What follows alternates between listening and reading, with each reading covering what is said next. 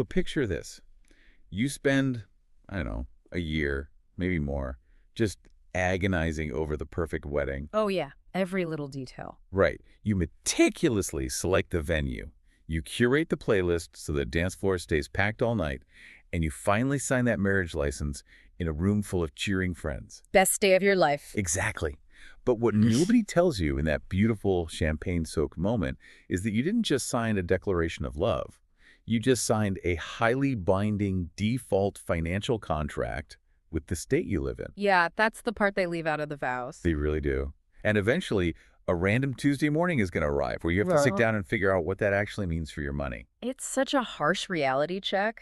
That abrupt transition from the poetry of a wedding day to the absolute prose of a marriage, it catches almost everyone completely off guard. Oh, for sure. We treat marriage primarily as an emotional and spiritual bond, which, I mean, it is. But legally speaking, it is a corporate merger. A corporate merger. Wow. It really is. You are combining assets, you're taking on joint liabilities, and you are totally entangling your future earning potentials. And nobody wants to talk about the mechanics of a corporate merger when they are, like, picking out a wedding cake. No, definitely not. Which brings us directly to our source material for today's deep dive. We are looking at this really comprehensive guide we found on the Weddizer platform. Right, Weddizer. Yeah, and if you are planning a wedding, you probably know Weddizer as this brilliant tool for selection purposes. I mean, it is the absolute best place for wedding events guidance. You use the website to find venues, manage vendors, all that stuff. It's super popular for that. It is. But if you dig into the articles section on their website related to this niche, they actually offer some incredibly practical resources for managing finances after the big day. Which is so crucial. Right. And this specific article dives into a surprisingly heavy post-wedding topic, which is the postnuptial agreement. The dreaded post-nup. Exactly. And our mission today is to completely reframe this document. We really want to take it from being seen as this taboo giant red flag and look at it as a highly practical tool for protecting your love, your assets, and honestly, your peace of mind. I love that framing. Okay, let's unpack this because I know just hearing the word postnuptial makes most of us instinctively tense up. Oh, absolutely. That tension is entirely understandable. I mean, pop culture basically conditions us to view any legal contract within a marriage as a sign of impending doom. Right, like someone's already got one foot out the door. Exactly. But we have to confront that legal reality we just mentioned. When you get married, the state already has a default contract for your relationship. Whether you like it or not. Right. And more importantly, they have a default plan for how your assets are divided if the marriage ends. So a postnuptial agreement, which is a legally binding contract signed after you are already married, it simply lets you write your own custom rules instead of relying on the state's generic one-size-fits-all template. Let's distinguish that from a prenup real quick. Good idea. Because a prenup happens before the wedding. It's basically theorizing about what your marriage will look like. It's a hypothetical. Yeah. But a postnup happens when you are in the trenches actually living it. You're outlining how your assets, your debts, and your everyday financial matters are going to be handled while you are married or, in the event of a separation. Precisely. You have actual data to work with now. But I had to be honest here. If my spouse of, say, 3 years hands me a legal contract to sign before dinner, my first thought isn't, wow, what great transparency. No, of course not. My first thought is going to be, who is your divorce lawyer and what do you know that I don't? Yeah, it feels like an ambush. It really does. Yeah. So how does a couple actually bridge that massive emotional gap? Well, that is the exact hurdle the Weddizer source tackles head on. Because the two biggest misconceptions out there are that a postnup means you don't trust your partner or that it's a literal prediction of divorce. Which is what everyone assumes. Right. But what's fascinating here is the counterintuitive nature of the agreement. Avoiding financial discussions is usually the real symptom of distrust or fear. Oh, that's a good point. Yeah. When you actually sit down to explicitly define your financial expectations after experiencing married life together, you are demanding absolute transparency from both sides. You can't hide anymore. Exactly. The process of drafting it actually forces you to build a framework for clarity. It removes the silent guesswork that honestly breeds resentment over time. I was trying to visualize that shift, and it feels a lot like downloading a software update for your relationship. Ooh, I like that. A software update. Think about it. Version 1.0 of your marriage, which is the honeymoon phase, It runs great for a while. Everything is smooth. Right. But you didn't really know about the bugs in your financial dynamic until you started running the marital operating system day in and day out. Yes, you find out the glitches. Exactly. You didn't realize that your spouse's habit of avoiding opening the mail was going to cause you so much anxiety. Or, that your desire to aggressively save for a house was going to make them feel financially suffocated. Right, because you're actually living it now. So the Postnup is just version 1.1. It's the patch that fixes the bugs using actual runtime data. That is a perfect analogy. And that system update is necessary for almost everyone, which challenges another major misconception the article brings up. Which is what? A very common assumption is that these agreements are only for, billionaire tech founders protecting their mansions from a scandal. Right, the succession level wealth. Exactly. But the source actively debunks that.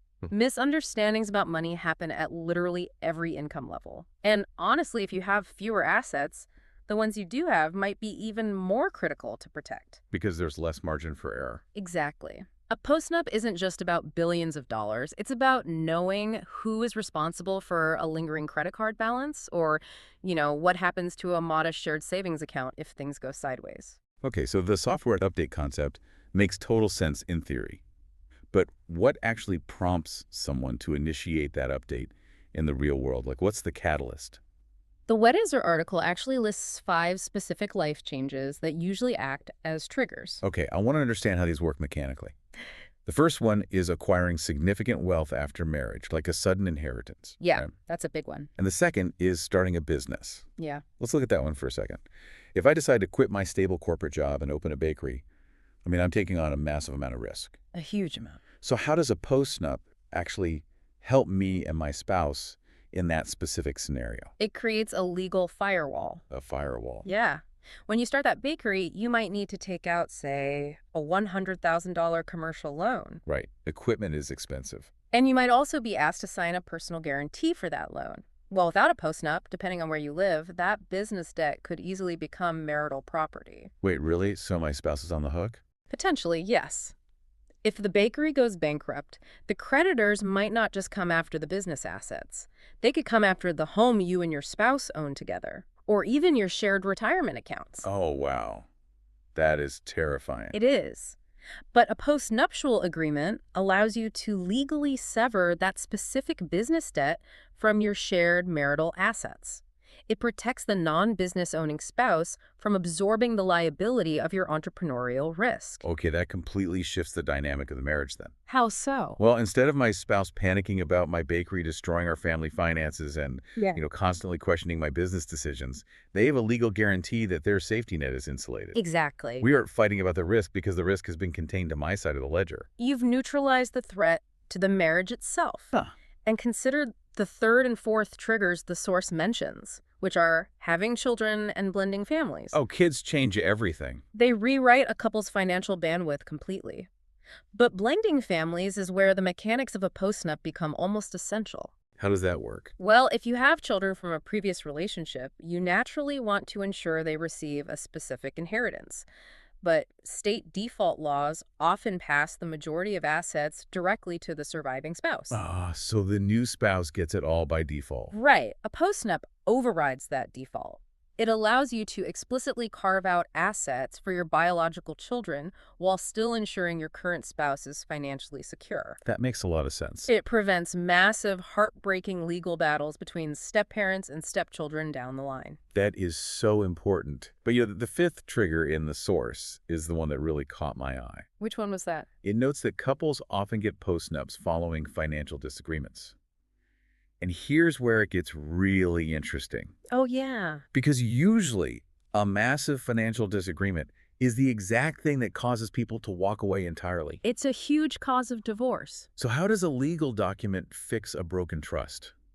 Think about what happens when there is financial infidelity. Financial infidelity. Yeah, suppose one partner secretly racks up $50,000 in credit card debt or drains a joint savings account to fund a gambling habit. Oh, man. The trust is totally shattered. A simple apology isn't going to rebuild it. The betrayed partner is constantly going to wonder if it's happening again behind their back. Of course they are. So a postnuptial agreement serves as a concrete mechanism for relationship repair.